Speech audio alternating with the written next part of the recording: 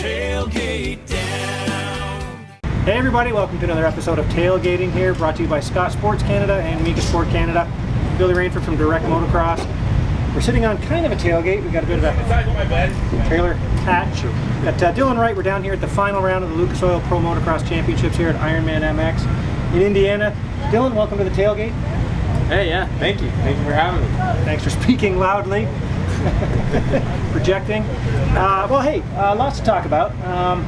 Let's back it up first. Let's talk about your 2017 summer. It came down to the wire. You ended up second overall in the MX2 class. Take us briefly through your season. How'd it go for you? Yeah, the end of the season was definitely better than where we started off. Struggled a little bit at the start of the season. Just get used to the new team, new bike racing, and we had just some bad luck a little bit at the start. But finally was able to turn around come Regina. Finally got a podium, and then felt like I almost never got off it except for Moncton and Deschambault. Deschambault was kind of a mutter, had some bad luck there, but like they say, it's racing, and we were able to pick it up towards the end, and like you said, kind of came down to a wire. Surratt hadn't had a bad moto yet all year, so we're kind of waiting for it, but he was riding good all season too, and finished off second overall in the championship behind Muff, and gonna rep that number 12 this year. All right. Well, okay. If you had to pick a highlight from the season, what would you pick for your highlight? Dude, that's a tough one. Maybe the moto win at RJ's. There was a lot of weekends I felt like I had the speed to win, and just never really put myself in the right position, or something would go wrong. There's a few times I was leading, and then just a couple of mishaps here and there. But finally to put that moto together, and at the end of the season was good. And like I say, you're only as good as your last race, so it was a good way to finish it off. I wish I would have done a little bit better in the first moto and not gone down early on in that moto and finished fourth. But like I say, it's racing and stuff happens. Because had I stayed up, probably would have had the overall. But it's it's all good. And that just that moto was probably the highlight, and just going to carry that momentum into 2018. Okay, now let's talk about some of the tracks. What was your favorite track? Which one did you really find yourself enjoying?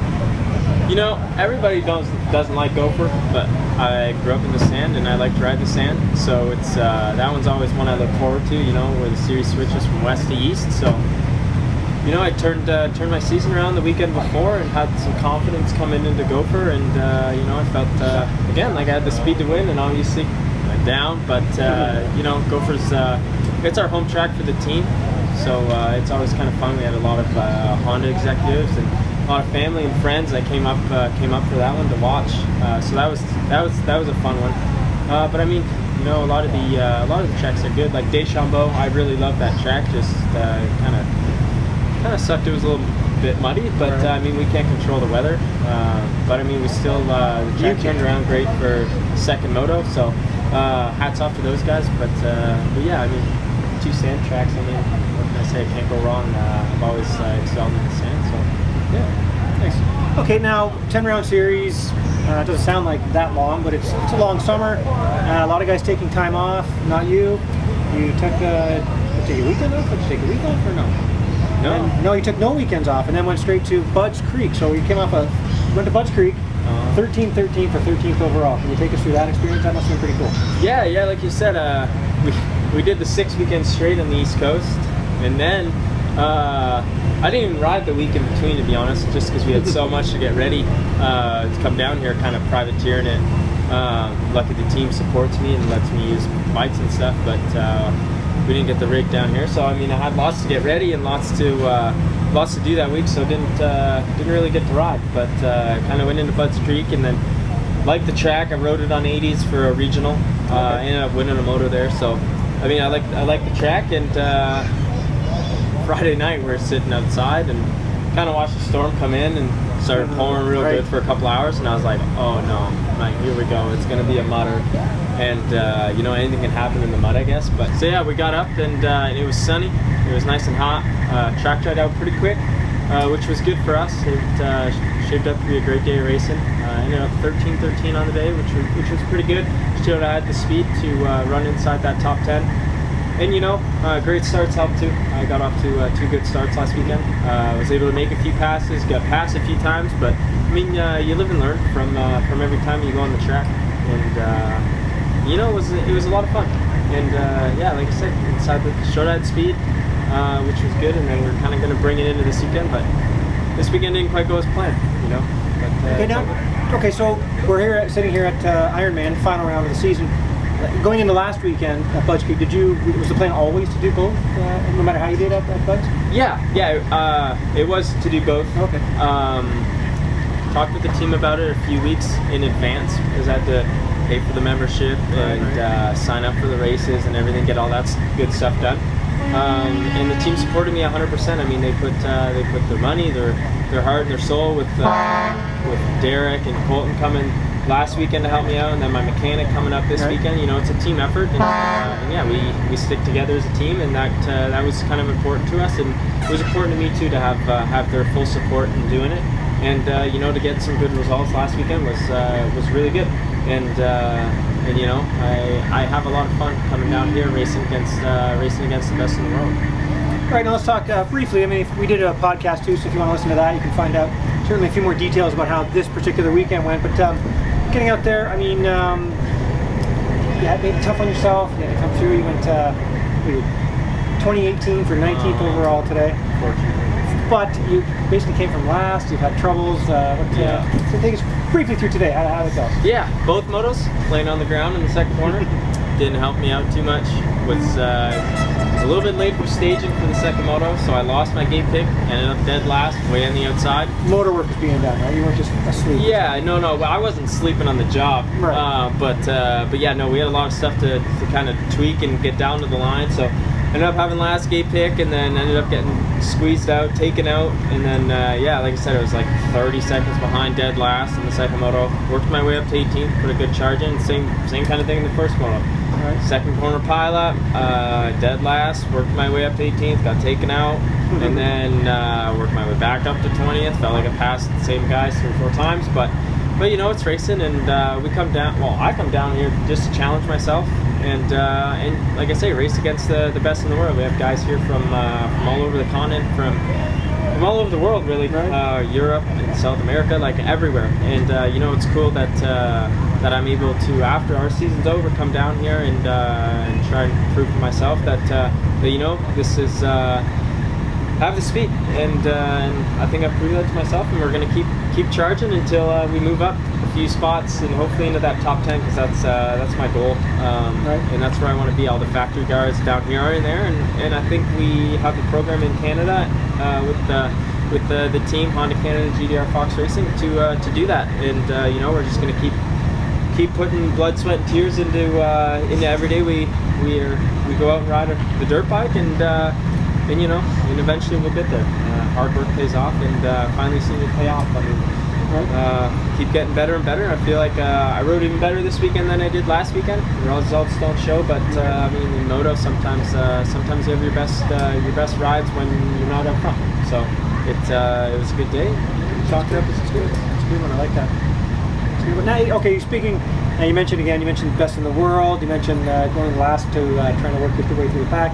We've got to talk about that Jeffrey Hurling's ride today.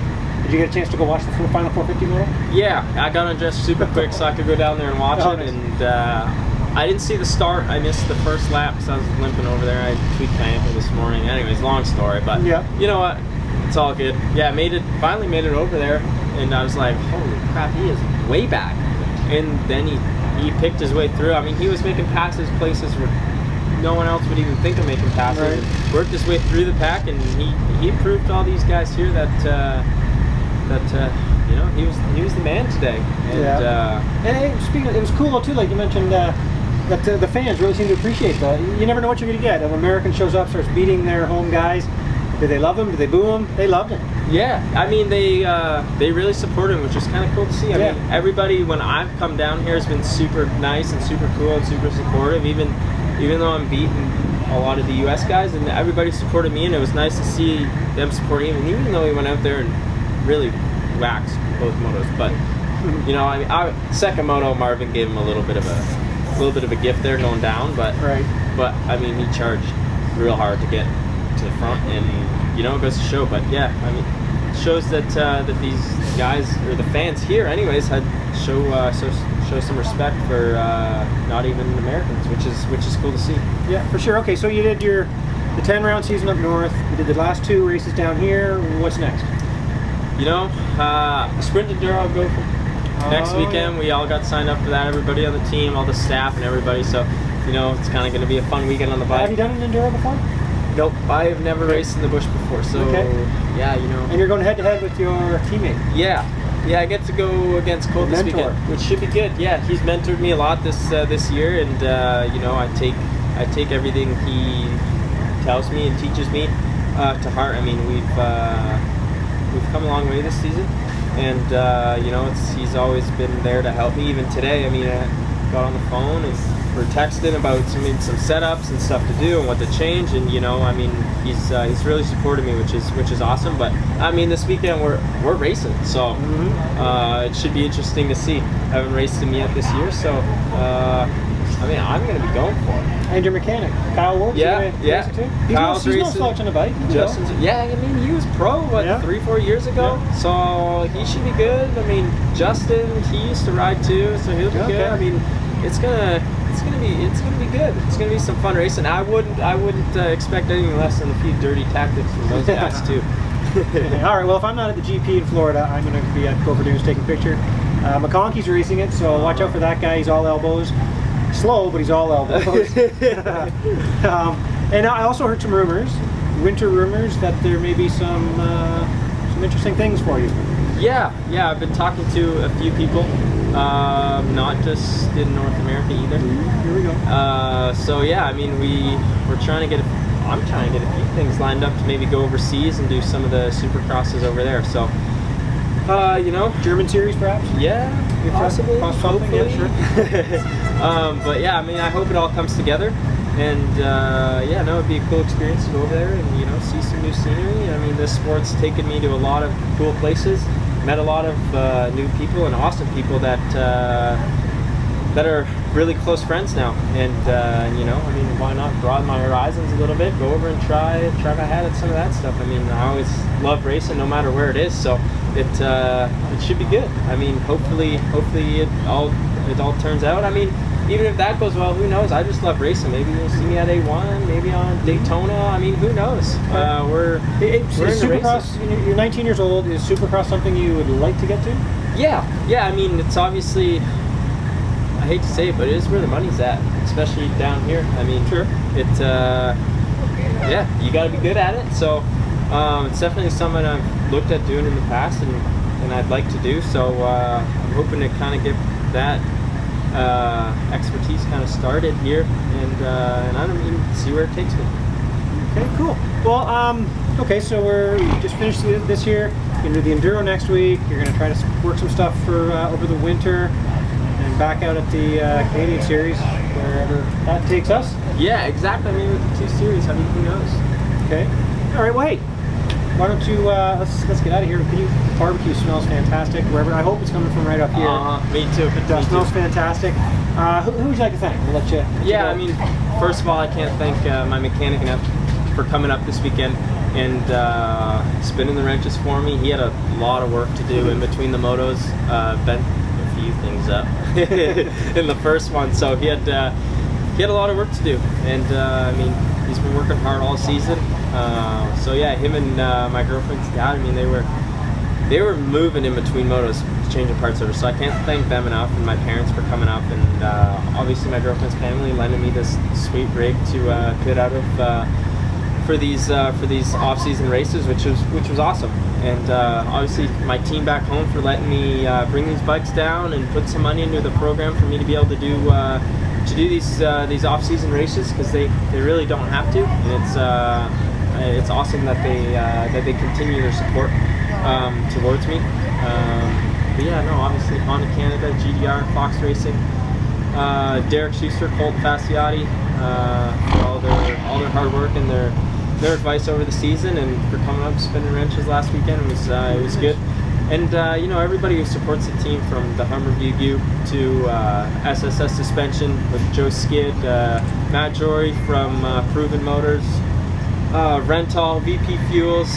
Oh, I mean, the list goes on. We got so many great people that support us, and can't thank them enough. And last but not least, I can't thank my girlfriend enough. I mean, we've been through a lot this summer, and it was good to finish off the season good. But we put a lot of work in this summer. I mean, my riding just keeps better and better, and we're gonna keep working and bring that right into the off season. And I'm gonna be working my butt off to come out swinging next year. You know, I've been getting closer and closer to the title every year, so hopefully that done in my 20s. Only one left. Yeah, I mean, got one more step to take. So I mean, hopefully next year will be the year.